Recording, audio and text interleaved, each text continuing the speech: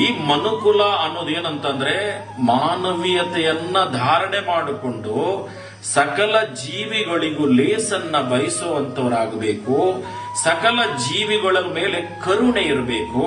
ಸಕಲ ಜೀವಿಗಳ ಮೇಲೆ ಪ್ರೇಮ ಇರಬೇಕು. ಸಕಲರಲ್ಲೂ ಒಳಿತನ್ನ ಬಯಸೋರಿರಬೇಕು. ಒಳ್ಳೆಯ ಮನಸ್ಥಿತಿ ಇರಬೇಕು. ಅವನೇ ನಿಜವಾದ ಮಾನವ. ಅವ್ರು ಹೇಳಿರೋ ಪ್ರಕಾರ ಸರ್ವಶ್ರೇಷ್ಠ ಯಾರು ಅಂದ್ರೆ ಇವರು. ಇನ್ನು ಶ್ರೇಷ್ಠರಾಗಿಲ್ದೇ ಇರೋರು ಅಂತ ಅಂದ್ರೆ ಅಧಮರು, ಉತ್ತಮರಲ್ಲ. ಭಗವಂತ ಕೊಟ್ಟಿರೋದನ್ನ ದುರುಪಯೋಗ ಪಡಿಸ್ಕೊಳ್ಳದೆ ಸದುಪಯೋಗ ಪಡಿಸ್ಕೊಂಡು ಸಾರ್ಥಕತೆಯನ್ನ ಪಡ್ಕೊಳ್ಳೋಂತರಾಗಬೇಕು.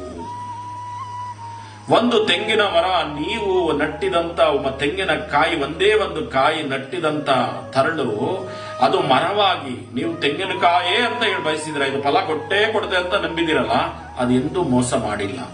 ನಿಮ್ಗೆ ವಾಪಸ್ಸು ಸಾವಿರಾರು ತೆಂಗಿನಕಾಯಿಯನ್ನ, ಎಳ್ನೀರನ್ನ ಕೊಟ್ಟಿದೆ, ಗರಿ ಕೊಟ್ಟಿದೆ. ಒಬ್ಬ ಉಳುಮೆ ಮಾಡುವ ರೈತ ಒಂದೇ ಒಂದು ಭತ್ತವನ್ನ ಹಾಕಿ ಒಂದು ಮುಷ್ಟಿ ಭತ್ತ ಅದು ವಾಪಸ್ ಕೊಟ್ಟಿದೆ, ಭತ್ತನೇ ಕೊಟ್ಟಿದೆ.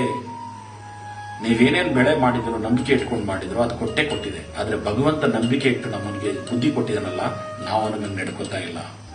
ಇದೆಲ್ಲ ಜೀವರಾಶಿಗಳು ಹಾಗೆ ನಡ್ಕೊಳ್ತಾ ಇದೆ. ಆದ್ರೆ ಮನುಷ್ಯ ಮಾತ್ರ ವಿಭಿನ್ನವಾಗಿ ನಡ್ಕೊಳ್ತಾ ಇದ್ದಾನೆ. ಅದರಿಂದನೇ ಬಹುಶಃ ನಾನಾ ಸಮಸ್ಯೆಗಳನ್ನ ಮನುಷ್ಯ ಊಟ ಮಾಡ್ತಾನೆ. ಆ ಸಮಸ್ಯೆಗಳು ಆಗಬಾರದು ಅಂತ ಅಂದ್ರೆ ಮನುಷ್ಯತ್ವದಿಂದ ಬದುಕ್ರಿ, ಮನುಷ್ಯತ್ವದ ಮೌಲ್ಯಗಳನ್ನ ಇಟ್ಕೊಳ್ಳಿ. ಮೊನ್ನೆ ತಾನೇ ಒಂದು ಫ್ಲೈಟ್ ದುರಂತ ಆಗಿರೋದು ನೋಡಿ ನನಗೆ ಕಣ್ಣಲ್ಲಿ ನೀರು ಬಂತು. ಯಾಕೆ ಅಂತಂದ್ರೆ ಏನೇನು ಕನಸಿಟ್ಕೊಂಡಿರ್ತಾರೋ ಅದರಲ್ಲಿ ಒಳ್ಳೆಯವರು ಕೆಟ್ಟವರು ಬಹಳಷ್ಟು ಜನ ಇರ್ತಾರೆ. ಆದ್ರೆ ಕಣ್ಣು ಮುಚ್ಚಿ ಬಿಡೋದ್ರೊಳಗೆ ಅವರು ಕರಕಲಾಗ್ಬಿಡ್ತಾರೆ. ಅವ್ರದ್ದು ಚೆಕ್ ಮಾಡ್ಕೊಳ್ಳೋಕೆ ತನ್ನ ಬಾಡಿ ನನ್ನೋರು ಯಾರು ಅನ್ನೋದಕ್ಕೆ DNA ಚೆಕ್ ಮಾಡ್ತಾರೆ. ನಿಜವಾಗ್ಲೂ ಹೇಳ್ಬೇಕಂತಂದ್ರೆ ಮನುಷ್ಯ ಯಾವುದೇ ಎಂಥ ಸಂದರ್ಭ ಬಂದರೂ ಸಹ ಒಳಿತನ್ನ ಮಾಡಕ್ಕೆ ಪ್ರಯತ್ನ ಮಾಡಿ. ಒಳ್ಳೇದು ಮಾತ್ರ ಉಳಿಯೋದು. ನಾವೇನ್ ಕೆಟ್ಟದ್ದು ಮಾಡಿದ್ವಿ ಅದು ಯಾವುದು ಉಳಿಯಕ್ಕೆ ಸಾಧ್ಯ ಇಲ್ಲ. ಬದುಕಿರೋಷ್ಟು ದಿನ ಬದುಕೋಣ. ಆದ್ರೆ ಆ ಬದುಕು ಹೆಂಗಿರ್ಬೇಕು ಅಂದ್ರೆ ಭಗವಂತ ಮೆಚ್ಚಂಗಿರ್ಬೇಕು.